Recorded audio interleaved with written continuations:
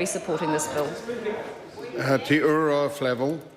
Tēnā koe, Mr Speaker. Kia ora tātou katoa. Unfortunately, my colleague had to get back to home in her whānau tonight, so I want to convey and add to the comments that Rahui Kātene, my colleague, gave to the House in opening up the debate. I want to say from the very start that there's no politics in this particular bill. This bill was on the agenda at the last election in terms of our platform as a Māori party. It was ahead of any discussion with respect to what the National Party might or might not do with respect to GST. And it really, at the heart of it, is motivated by the factors that my colleague Rahui set out at the very start. Number one, a real desire to help out those who are struggling with respect to paying the bills and looking after their whānau and their families, and it seemed to be along the back of that, that the taking off of the GST, in particular on healthy foods, and that's deliberate, healthy foods might be able to add not only just simply to allowing tamariki and whānau to have good food, but also healthy food, which in the end would contribute to the longer discussion around the health of New Zealanders across the board. And sure, it's aimed, in our view, is to look at Māori, but in the belief that what's good for Māori is good for everyone. Mr Speaker, I congratulate Rahui for taking this on for us as a party, and I cannot help but refer to the matter of bailing out of the South Canterbury Finance, which we've debated in the House today. So the amount paid out to the investors for the South Canterbury Finances, according to our figures at least, is equal to $405 for every man, woman and child in New Zealand and Aotearoa. $405. What we're talking about with this GST bill is equivalent to a mere $38.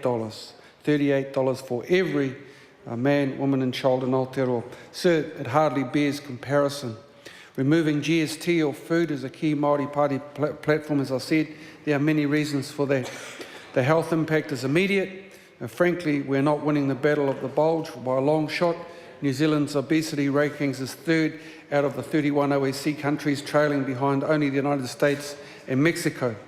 And at its most serious, that's 8,000 preventable deaths a year related to poor nutrition and obesity, at a rising cost of $1.3 billion in the next few years for type 2 diabetes alone.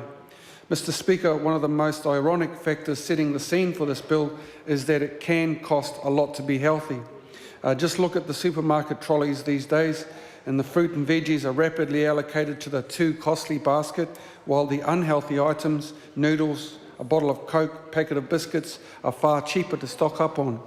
I want to just remind us of the reality of poverty and say to the House that it's easy enough to rattle out the statistics. 20% of Māori children live in poverty, 27%, 150,000 children categorised in severe or significant hardship. The estimated costs of child poverty are about $2.8 billion.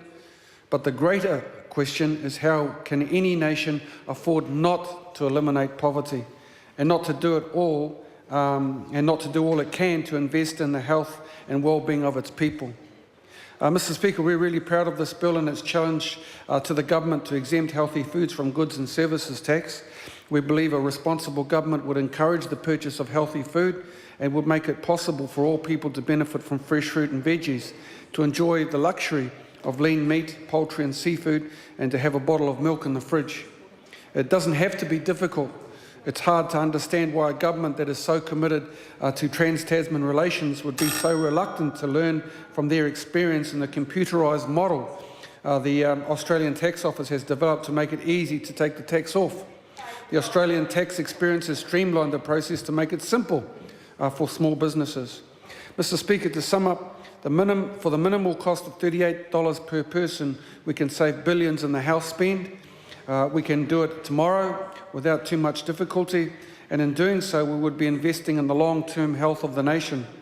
And I want to end with a simple question posed by Gordon Campbell in his article, "Everywhere Else Countries Recognise the Need to Exempt Food from GST."